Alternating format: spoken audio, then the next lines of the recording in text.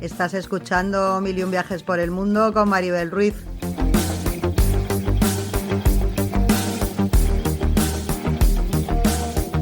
Mochila al hombro, la brújula en el alma y el corazón mirando al horizonte.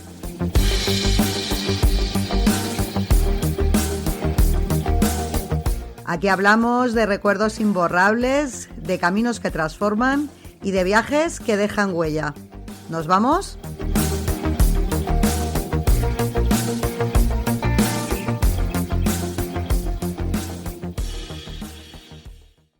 Hola viajeras, hola viajeros, bienvenidos a un nuevo episodio de Mil y un viajes por el mundo. Hoy no nos vamos a ir a una ciudad o a un país en particular, ni os voy a recomendar determinados itinerarios, ni vamos a hacer una ruta, ni vamos a hacer consejos de viajes.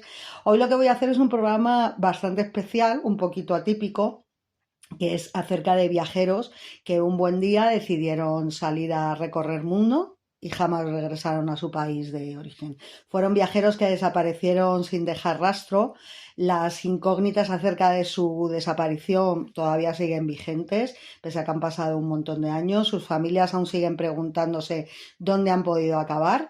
Y en este programa lo que vamos a hacer es un pequeño repaso acerca de aquellos casos que se convirtieron en virales en su momento, pese a que no existiera internet, precisamente por lo misterioso del asunto. Y es que viajar siempre suele asociarse a libertad, a descubrimiento, a experiencias inolvidables, es decir, a cosas positivas. Pero es verdad que también existe una cara bastante inquietante del turismo que pocas veces aparece en las guías, y es la de los viajeros que desaparecieron sin dejar rastro. Fueron personas que, como os digo, salieron de casa con una mochila, con una maleta y nunca regresaron. Fueron historias que quedaron congeladas en el tiempo, rodeadas de hipótesis, de rumores y de preguntas sin respuesta. Algunos de estos casos sucedieron en selvas remotas o en montañas aisladas, pero otros ocurrieron en lugares muy turísticos donde miles de personas viajan cada año. Y eso es lo que los hace especialmente inquietantes, que podrían haberle ocurrido a cualquiera de nosotros.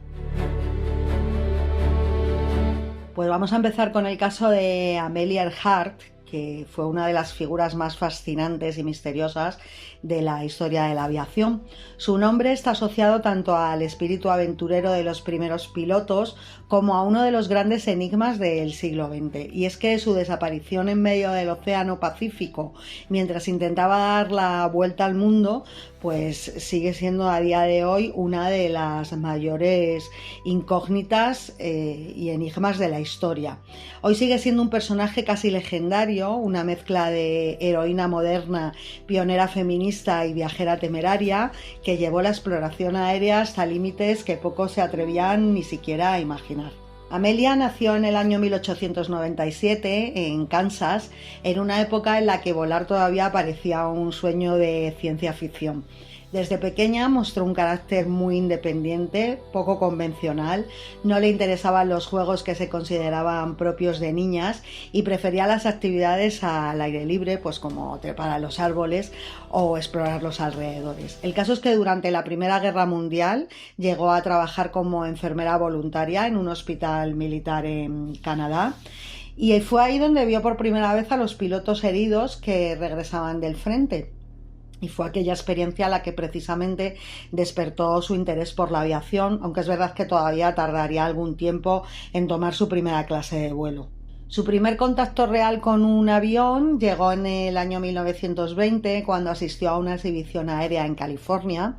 Pagó $10 para subir como pasajera en un pequeño biplano durante apenas unos minutos y bueno, pues para ella fue más que suficiente.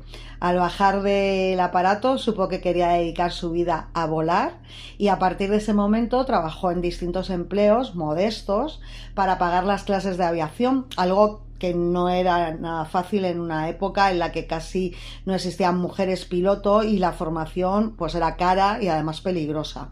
Su instructora fue precisamente otra mujer, Anita Snook, que fue otra pionera de la aviación que confió en el talento y la determinación de Amelia.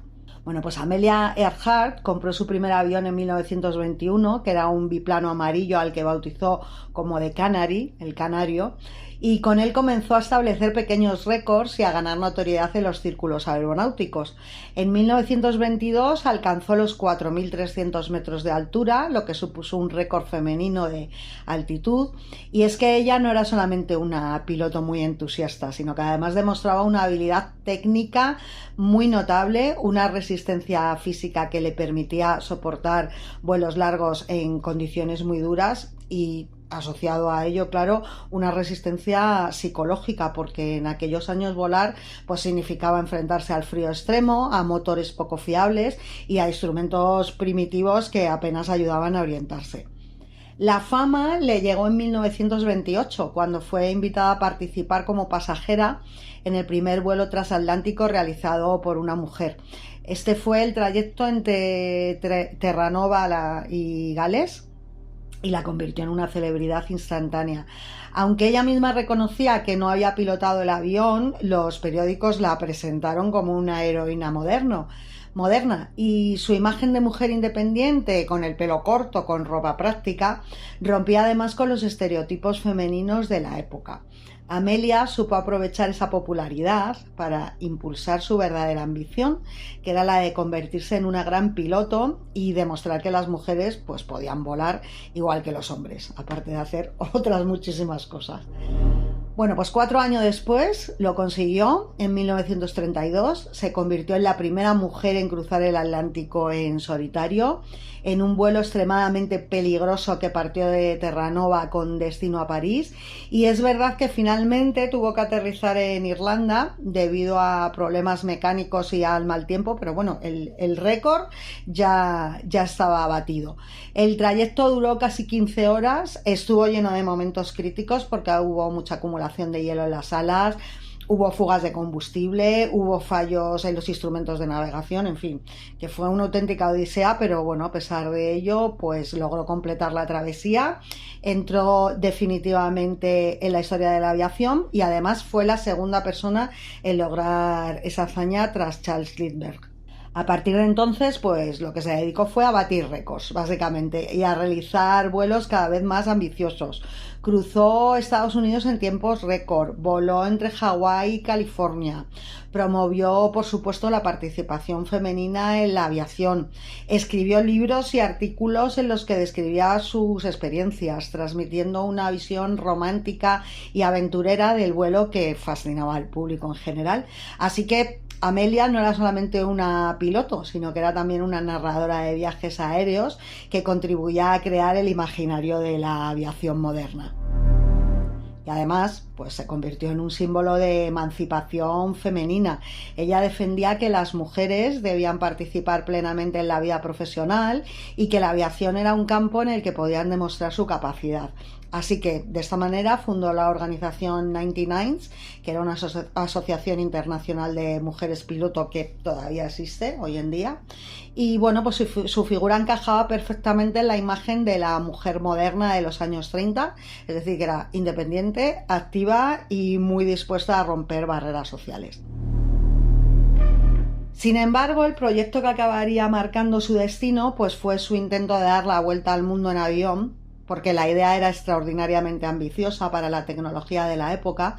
Ella planeaba recorrer unos 47.000 kilómetros siguiendo una ruta cercana al Ecuador, algo mucho más largo que los itinerarios habituales.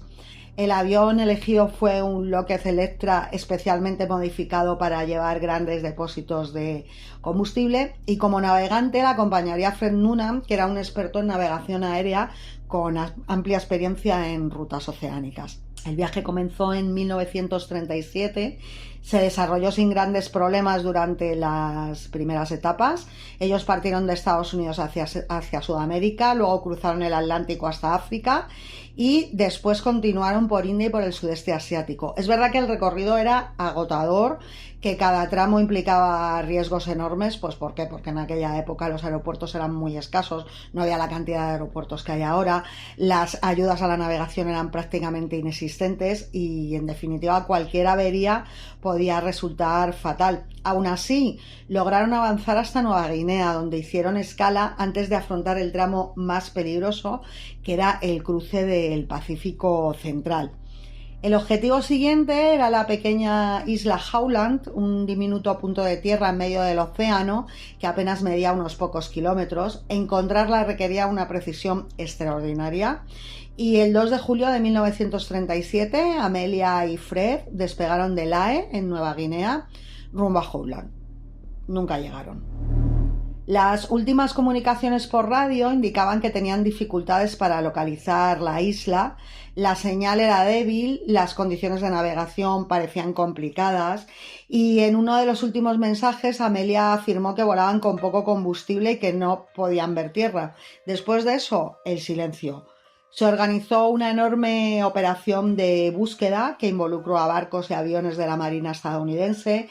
Durante semanas se rastrearon miles de kilómetros cuadrados de océano sin encontrar ningún rastro del avión. Fue una de las búsquedas más grandes de la historia hasta ese momento, pero no dio resultados y oficialmente Amelia Earhart fue declarada muerta en 1939.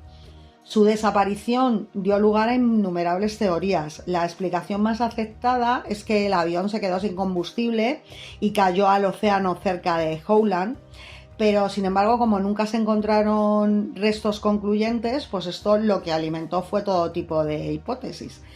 ¿Qué ocurrió? Pues que algunos investigadores creían que pudo aterrizar en la isla Nikumaroro, que es donde se han hallado objetos que podrían estar relacionados con la expedición.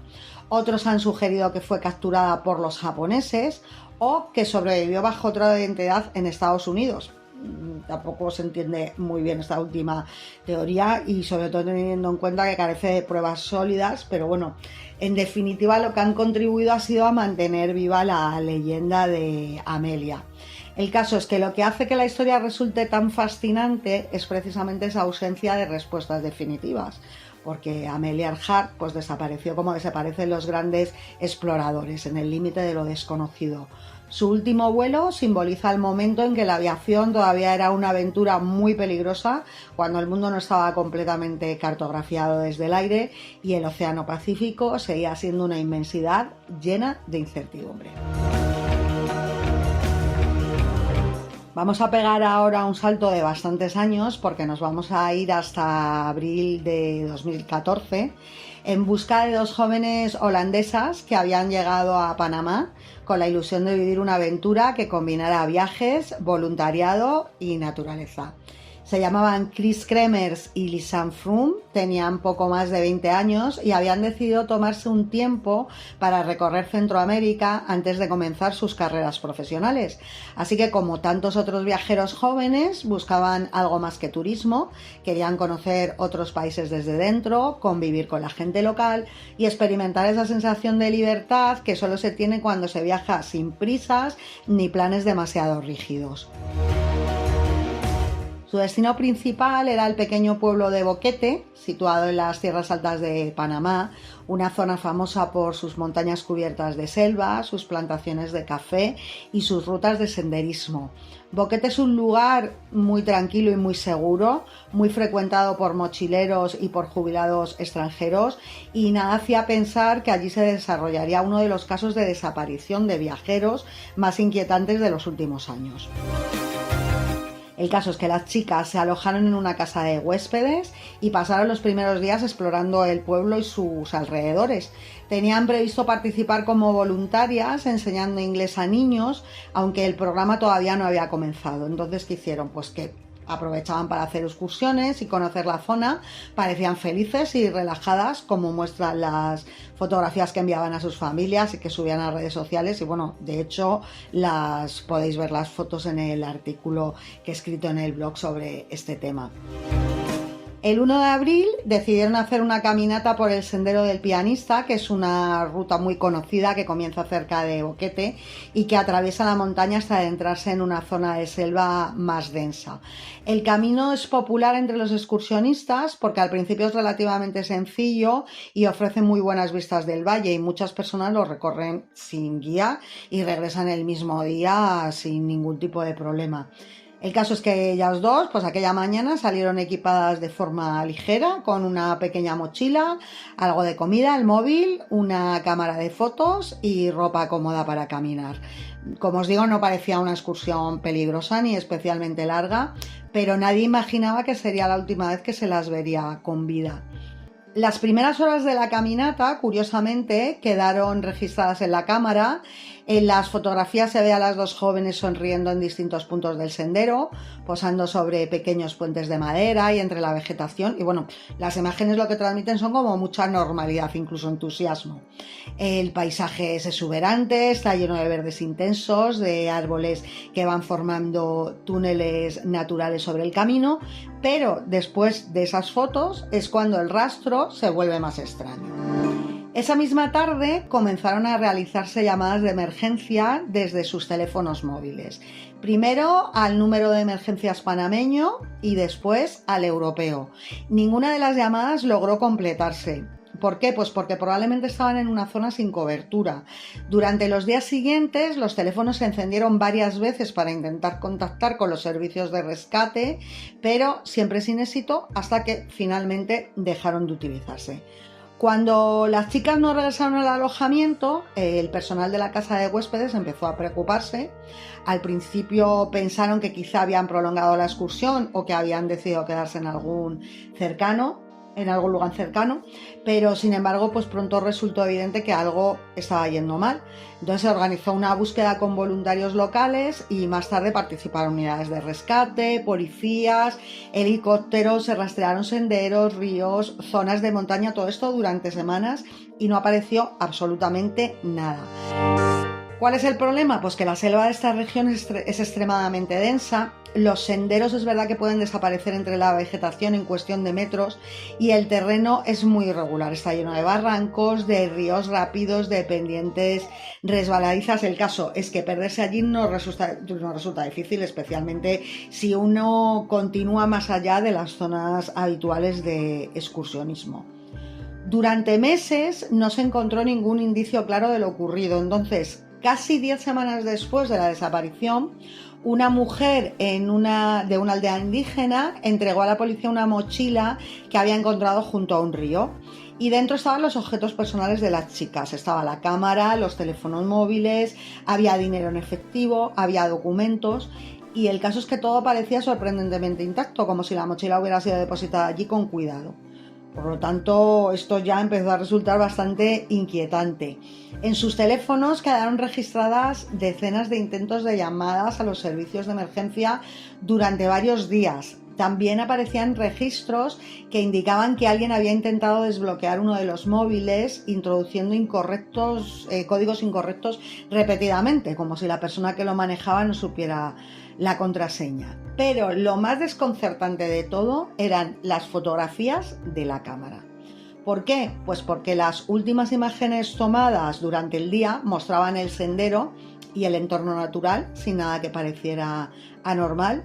Pero luego había una serie de fotografías que se habían tomado de madrugada, varios días después, y que resultaron profundamente perturbadoras. Eran decenas de imágenes oscuras, desenfocadas y aparentemente sin sentido. Fragmentos de vegetación iluminados por el flash, de rocas, de ramas, del borde de un barranco, de objetos difíciles de identificar. Incluso en una de ellas aparece parte de la cabeza de una de las jóvenes, apenas visible entre la oscuridad. Nadie ha logrado explicar con certeza por qué se tomaron esas fotos. Algunas teorías sugieren que intentaban utilizar el flash como señal de auxilio, otras creen que trataban de iluminar el entorno mientras estaban atrapadas en algún lugar, y también se ha especulado con la posibilidad de que alguien más estuviera usando la cámara, aunque, claro, no existen pruebas concluyentes.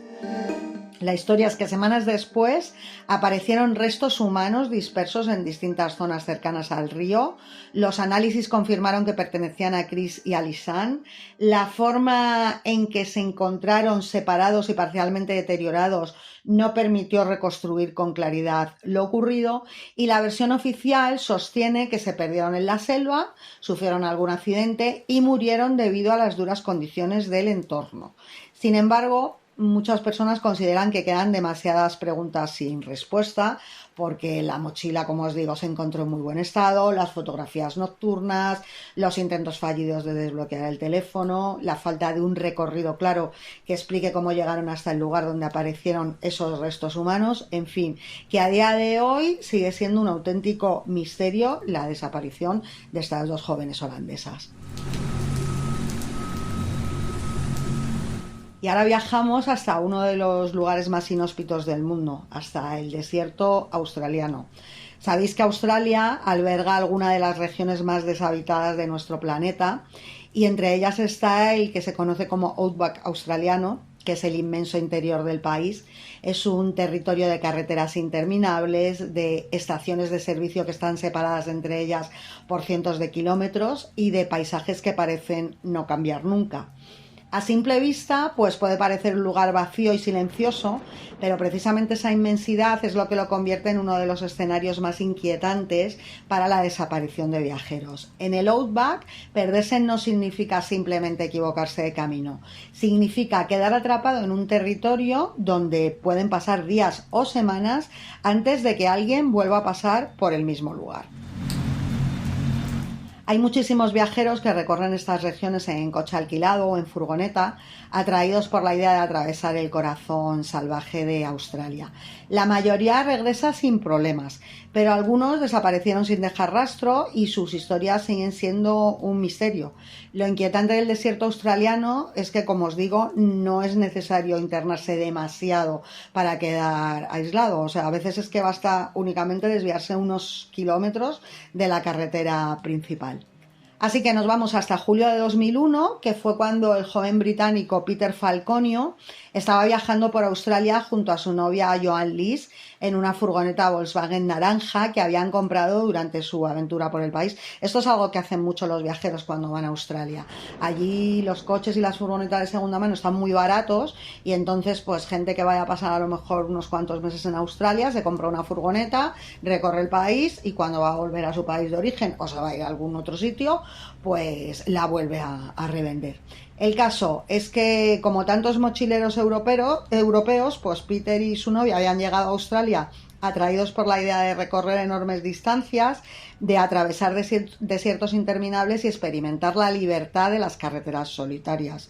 Y es que Australia tiene algo hipnótico para los viajeros, porque tiene unas carreteras rectas que parecen no terminar nunca, muchos paisajes vacíos y horizontes que se pierden en el calor, pero esa misma inmensidad puede convertirse al mismo tiempo en una trampa. Como os digo, Peter y Joan llevaban varios meses viajando cuando decidieron recorrer el territorio del norte de Australia. Aquella región, como os digo, es una de las zonas más aisladas del mundo, con enormes distancias entre pueblos y tramos de carretera donde pueden pasar horas sin cruzarte con otro vehículo. El calor puede ser extremo durante el día, las noches son oscuras y muy silenciosas, y si algo sale mal, pues el problema es que la ayuda puede tardar mucho tiempo en llegar. El caso es que ellos el 14 de julio estaban conduciendo por la Stuart Highway, que es una larga carretera que atraviesa el corazón del desierto australiano. Habían salido de Alice Springs y se dirigían hacia el norte. La noche había caído, como os imaginaréis el tráfico era escaso, por no decir inexistente, y a su alrededor pues no había nada salvo oscuridad, polvo rojo y matorrales dispersos. Era el tipo de paisaje que hace sentir al viajero completamente solo en el mundo. El caso es que poco después de las 10 de la noche, de repente apareció un vehículo de la nada, se acercó a ellos por detrás y comenzó a hacerles señales con las luces. Parecía indicarles que tenían algún problema mecánico, así que Peter redujo la velocidad y finalmente detuvo la furgoneta en el arcén. El otro coche se detuvo también. El conductor se acercó, les dijo que había visto chispas en la parte trasera del vehículo, como si algo estuviera fallando en el motor. Peter salió para comprobarlo, mientras Joan permanecía en el asiento delantero, y fue entonces cuando todo cambió, porque de repente Joan, estando dentro del coche, escuchó en el exterior un disparo. Entonces, durante unos segundos no entendió lo que estaba ocurriendo. El hombre apareció en la puerta con un arma y la obligó a salir de la furgoneta. La ató con bridas y con cinta adhesiva, cubriéndole la cabeza con una bolsa. La empujó hacia su propio vehículo mientras Peter no daba señales de vida, y Joan nunca volvió a ver a su novio. El caso es que el hombre la metió en el coche, pero en algún momento ella logró soltarse de las bridas que la tenían atada y escapó corriendo hacia la oscuridad. Imaginaros, estaba desorientada, aterrorizada, se escondió entre los matorrales mientras el atacante la buscaba con una linterna. Pero permaneció inmóvil durante horas, tumbada en el suelo frío del desierto, sin saber si el hombre seguía cerca, y más tarde contaría que oía el ruido de los insectos y el viento moviendo la vegetación mientras intentaba no respirar demasiado fuerte para no ser descubierta. Pasaron varias horas hasta que un camión apareció en la carretera. Joan salió de su escondite y consiguió detenerlo. El conductor la llevó hasta un punto seguro donde pudo avisar a la policía, y comenzó entonces una investigación que conmocionó a Australia y al propio Reino Unido, de donde era la pareja. El caso es que la policía regresó al lugar donde ellos habían detenido la furgoneta, pero Peter Falconio había desaparecido, no había cuerpo, no había señales claras de lo ocurrido y solamente había algunos indicios dispersos que sugerían violencia. La búsqueda se extendió por amplias zonas del desierto, pero nunca se encontró el cadáver. Y claro, sin un cuerpo, pues reconstruir los hechos resultaba extremadamente difícil.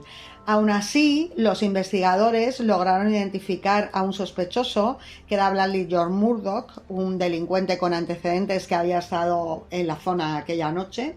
El juicio se celebró en 2005 y Murdoch fue condenado por asesinato y secuestro basándose en pruebas circunstanciales y en los testimonios de Joan, que era la única testigo. El caso es que, a pesar de la sentencia, el caso nunca se cerró del todo porque el cuerpo de Peter Falconio nunca apareció y Murdoch se negó siempre a revelar qué había hecho con él.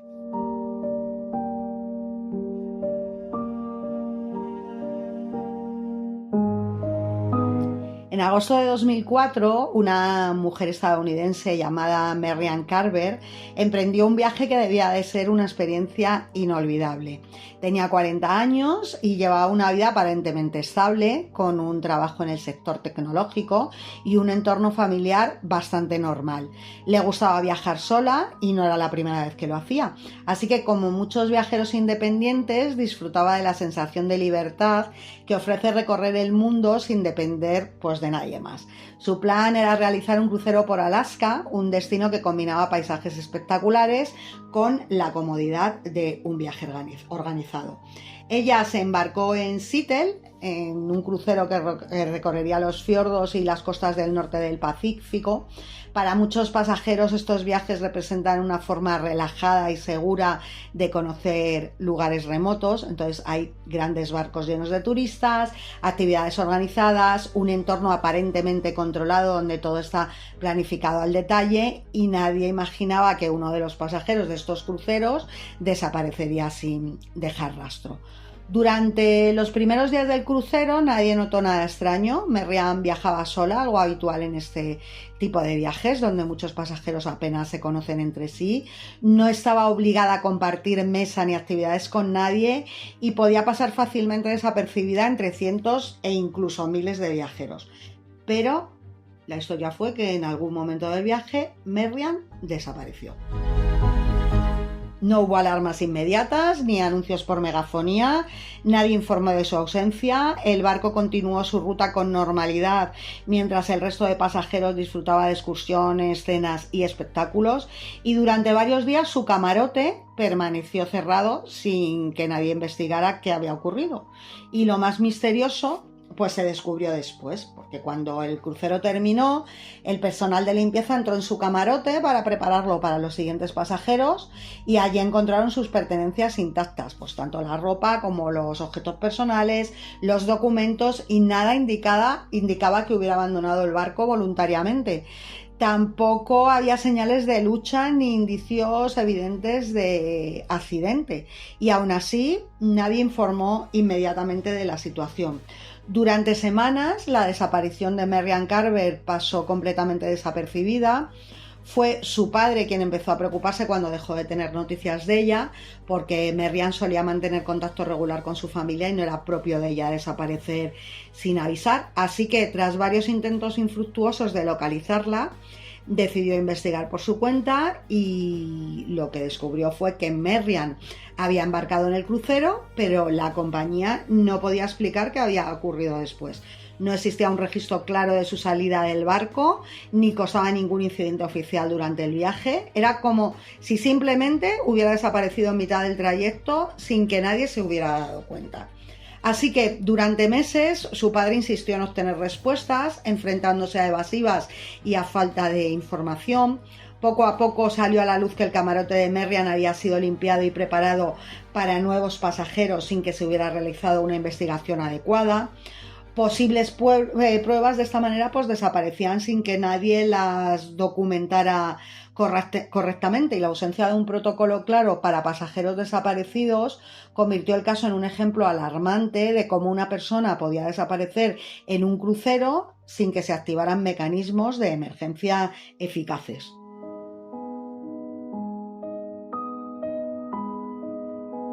En julio de 2014, un joven alemán llamado Lars Mittank desapareció en circunstancias tan extrañas que su caso se convirtió en uno de los misterios más inquietantes relacionados con viajeros modernos.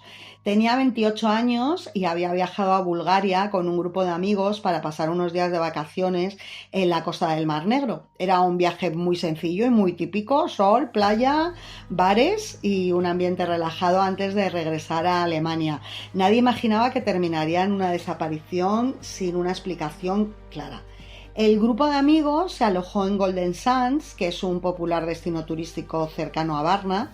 Está lleno de hoteles y de vida nocturna durante el verano. Los primeros días transcurrieron con normalidad, salían por la noche, iban a la playa durante el día, disfrutaban de unas vacaciones sin preocupaciones y bueno, pues Lars parecía comportarse como siempre, tranquilo y sociable, sin señales de problemas. Pero todo cambió pocos días antes de su regreso. Una noche Lars tuvo un altercado con otros jóvenes en un bar cerca de un restaurante de comida rápida. Los detalles nunca quedaron del todo claros, pero aparentemente hubo una pelea, una discusión que terminó con un golpe que le dieron en la cabeza o más concretamente en el oído. Al día siguiente él acudió a un médico que le diagnosticó una lesión en el tímpano y le recomendó que no volara todavía, ya que los cambios de presión podían empeorar el daño. Así que sus amigos tuvieron que regresar a Alemania sin él. Lars entonces decidió quedarse unos días más en Bulgaria hasta que pudiera tomar el avión con seguridad. Se alojó en un pequeño hotel barato cerca del aeropuerto de Varna y fue entonces cuando su comportamiento empezó a volverse extraño.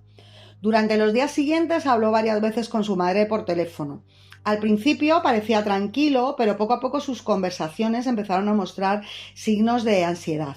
Decía que se sentía observado y que tenía miedo de que alguien quisiera hacerle daño.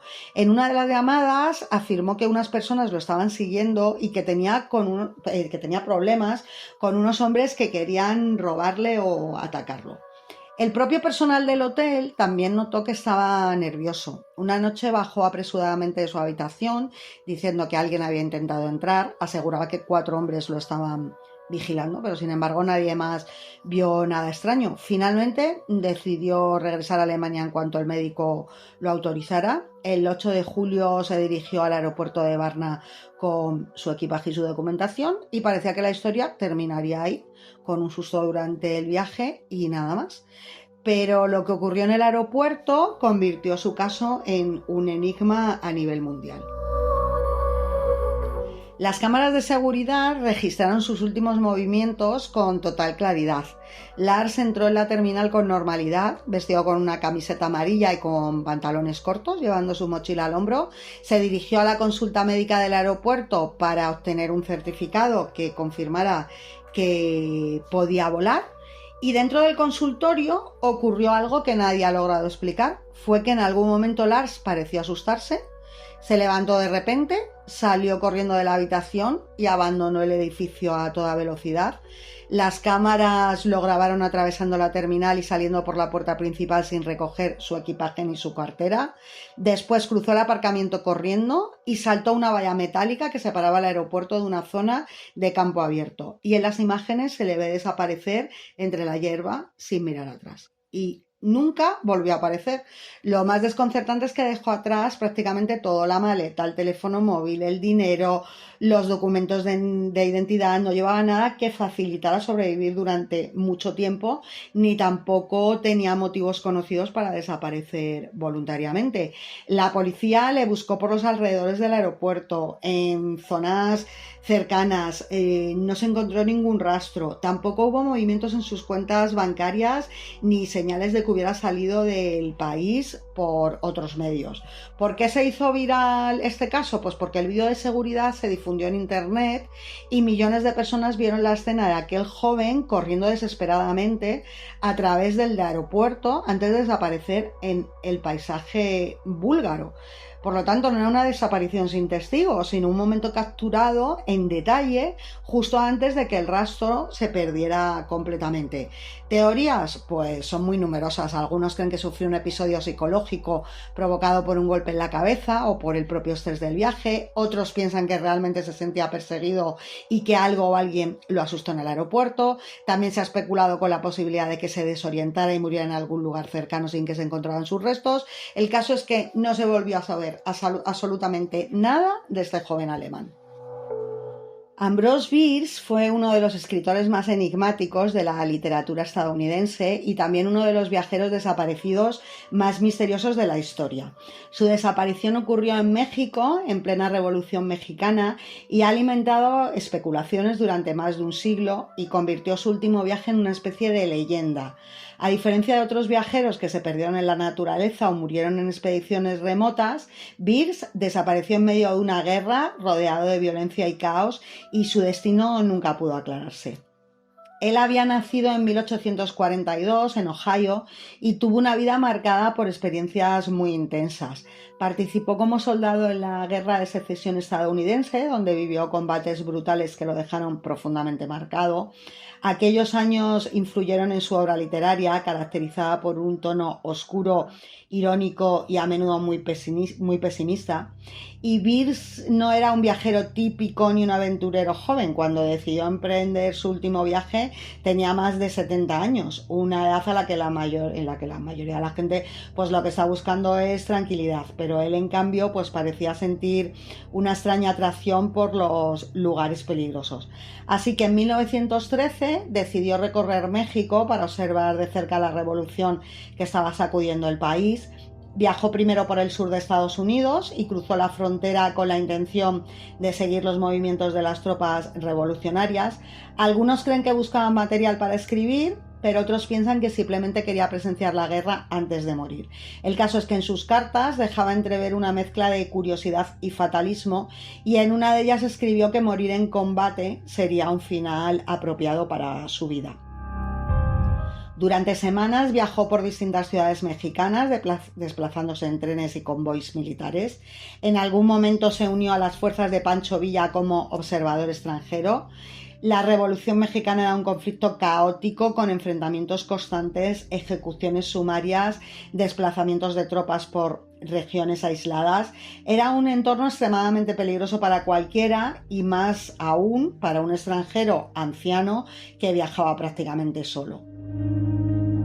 La última noticia fiable que se supo de él fue de una carta enviada a un amigo a finales de 1913, En ella mencionaba que se encontraba en Chihuahua y que probablemente viajaría hacia la zona de Ojinaga, que está cerca de la frontera con Texas, donde se esperaban combates importantes. Pues después de esa carta, el silencio. No hubo testigos fiables de su muerte, ni registros oficiales que indicaran qué le ocurrió.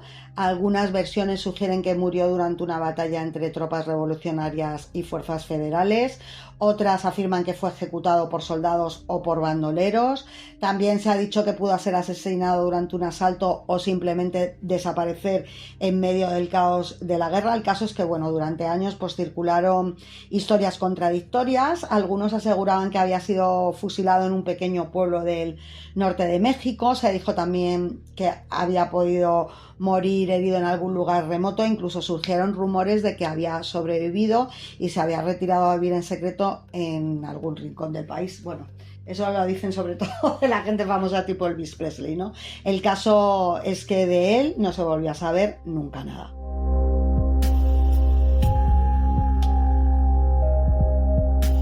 Y este caso es también bastante curioso. Es el de Benjamin Bathurst, que fue un diplomático británico cuya desaparición en 1809 se convirtió en uno de los misterios más antiguos y desconcertantes relacionados con viajeros europeos.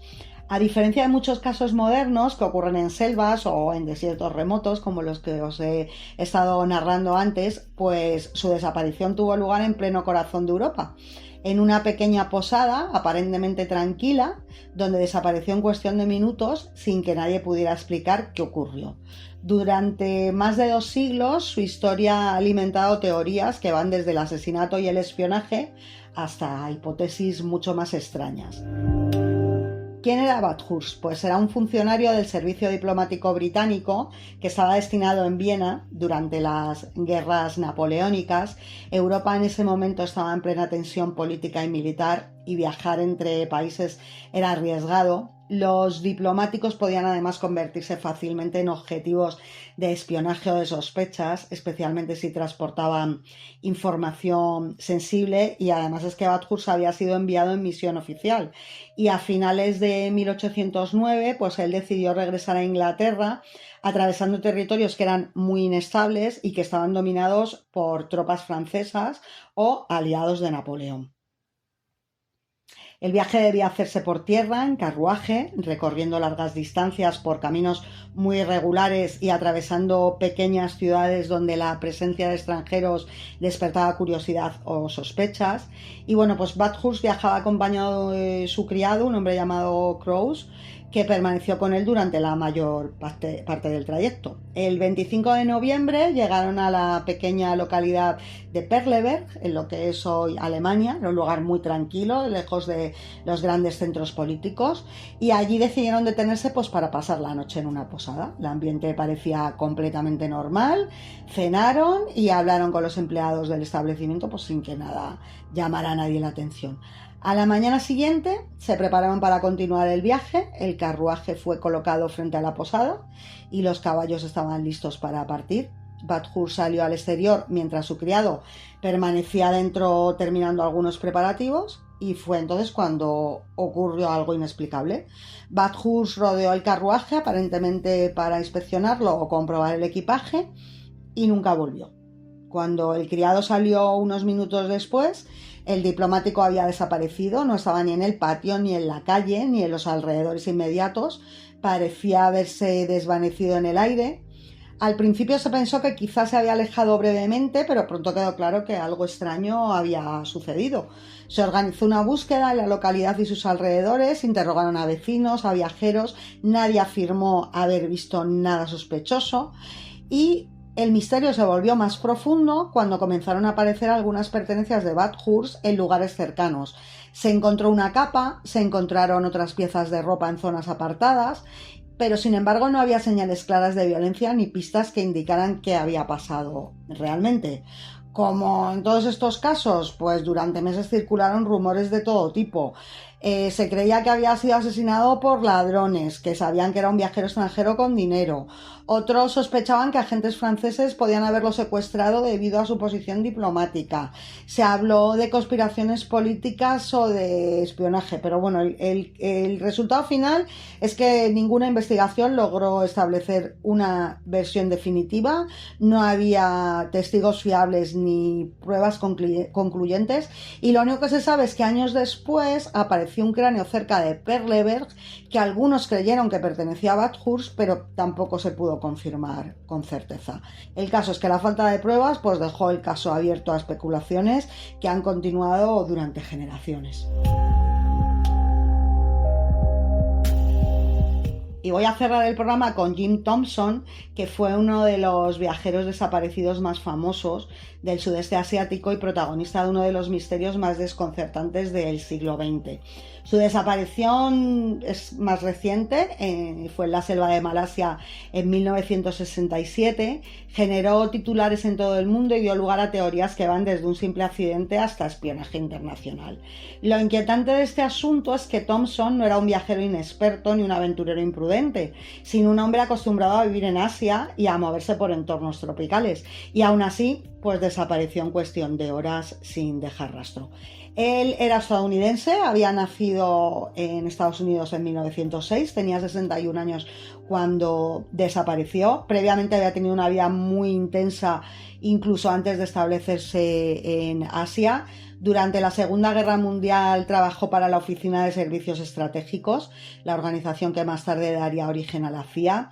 Fue enviado al sudeste asiático y terminó instalándose en Tailandia después del conflicto, y allí encontró su verdadera vocación, que era revitalizar la industria tradicional de la seda tailandesa, que en aquel momento estaba en decadencia.